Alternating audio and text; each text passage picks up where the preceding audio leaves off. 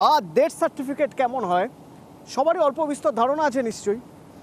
কখনো ভাবতে পেরেছেন একটা বার্থ সার্টিফিকেট পঞ্চায়েত প্রধান হাতে লিখে দিয়ে দিলেন, এই নিন হয়ে গেল আপনার বার্থ সার্টিফিকেট।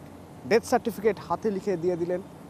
হচ্ছে এরকমই হচ্ছে ঝাড়গ্রামের এক গ্রামে এক পঞ্চায়েতে পঞ্চায়েত প্রধান তিনি হাতে লিখে জন্ম মৃত্যু শংসাপত্র তিনি দিয়ে থাকেন এবং তাতে জমি কেনা বেচার মতো কাজও হয়।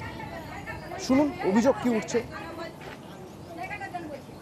অভিযোগ রয়েছে বার্থ সার্টিফিকেটগুলো প্রধান কারচুপি করে, ঠিক আছে, 42,000 টাকার বিনিময়ে ওই প্রতিটা লোককে 1,000-1,500 করে টাকা নিয়েছে আর বার্থ সার্টিফিকেটগুলো দিয়েছে। তার কিন্তু আমাদের কাছে প্রমাণপত্র আছে। তো বলছে না, এগুলো মরার টাকাও আমি নিব এবং বার্থ সার্টিফিকেটের টাকাও আমি হজম করে নেব।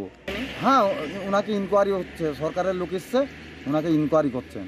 ঠিক আছে, আপনারা কি চাইছেন এখন? আমরা চাচ্ছি ওই রকম প্রধান আমাদের দরকার নাই। প্রতিনিধি রাজু আমার সঙ্গে সরাসরি রয়েছে। রাজু, এমনি এমনি নিশ্চয়ই হাতে লিখে বার্থ সার্টিফিকেট ডেথ সার্টিফিকেট দিচ্ছেন না, এর পিছনে অন্য গল্প রয়েছে। কি গল্প?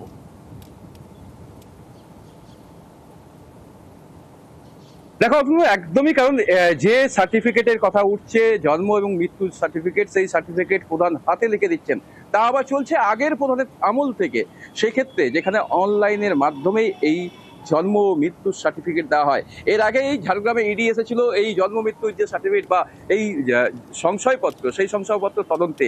সেই জায়গায় ঝাড়গ্রামের যে মানিকপাড়া গ্রাম পঞ্চায়েত, সেই গ্রাম পঞ্চায়েতের প্রধানের বিরুদ্ধে অভিযোগ উঠছে এই জন্ম মৃত্যুর সার্টিফিকেট তিনি হাতে লিখে দিচ্ছেন।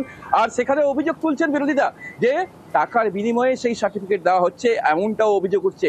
আর এই বিষয় নিয়ে প্রধানের সাথে কথা বললে প্রধান জানাচ্ছেন তিনি বিষয়টা জানতেন না, অথচ প্রধানের চেয়ারে তিনি বসে রয়েছেন। যেখানে জন্ম মৃত্যুর সার্টিফিকেট দেওয়া হবে তাও আবার অনলাইনের মাধ্যমে, তা আবার জেলার যে আধিকারিক তাদের কাছে সেই সংক্রান্ত বিষয়ে তথ্য থাকতে হবে। সেক্ষেত্রে এই অভিযোগ পাওয়ার পরেই জেলা প্রশাসনের এক অংশ গতকালই এই পঞ্চায়েত অফিসে গিয়েছেন এবং এই যে জন্ম মৃত্যুর সার্টিফিকেট দেওয়া হয়েছে তার তদন্ত শুরু করেছেন এই প্রধানের বিরুদ্ধে। প্রধান স্বীকার করে নিচ্ছেন যে তিনি হাতে লিখে তা দিয়েছেন। কতগুলো দিয়েছেন শুনবো। বিষয়টা আমার একদমই জানা নেই। আমি এই বিষয়টা একদম আমার কেউ সহযোগিতা করে কেউ বলেও নি স্টাফরা যে এটা বন্ধ আছে বলে। আমি নতুন প্রধান তো আমি কিছু জানতাম না। এর আগে প্রধান দিয়েছে কল্যাণ মোদী, আমাকে দুটো আছে ডকুমেন্টস, তাই দেখে দিয়েছে আমাকে। কতগুলো দিয়েছেন আপনি? আপাতত মোটামুটি ওই 120-130টা মতন হবে। সেটা ভুল হয়েছে, আমি স্বীকার করে নিচ্ছি, আমি জানি না, একদম জানতাম না। রাজু, ভোট আসছে, একদম দুয়ারে ভোট পুরো, ঠিক এইরকম একটা জায়গায় দাঁড়িয়ে এটা তো দলের জন্য ফেস লস। তৃণমূলের মুখ পুড়ছে, তৃণমূল কি বলছে?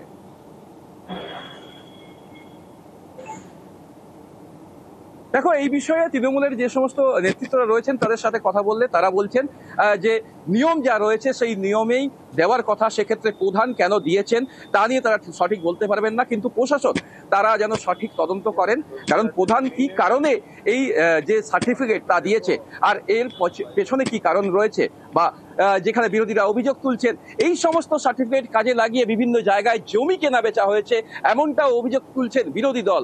আর সেক্ষেত্রে ভোটের দরগড়ায় এভাবে ভুয়ো সার্টিফিকেট বা এই হাতে লিখে জন্ম মৃত্যুর সার্টিফিকেট কেন প্রধান দিয়েছেন, বা আগের যিনি প্রধান ছিলেন তিনিই বা কেন হাতে লিখে দিতেন, তা নিয়ে প্রশ্ন তো শাসক দলের উপর অবশ্যই উঠছে।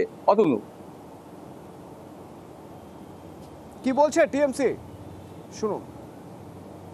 না, আমার কাছে খবর এসেছে যে এখানে ওই বেআইনিভাবে নিয়ম বহির্ভূতভাবে জাতি শংসাপত্র বলতে তোমার ওই জন্ম সার্টিফিকেটের এইসব দেওয়া হচ্ছে। তো এইসব কাজগুলো করে মানে আমাদের দলের এবং সরকারের দুর্নাম করছে। এই জন্য আমরা দল থেকে আমরা এর দায় নিতে রাজি নই। হয় দল থেকে মানে প্রধান পদ থেকে ইস্তফা দিতে হবে, নাহলে আমরা কিন্তু আমাদের দলের দুর্নাম হয়ে যাচ্ছে, প্লাস আমাদের সরকারের দুর্নাম হচ্ছে। আজকে কোনো তদন্ত হচ্ছে? আজকে জেলা থেকে তদন্ত এসেছেন টিম, 4 জনের টিম এসছেন, দেখলাম ওনারা তদন্ত করছেন।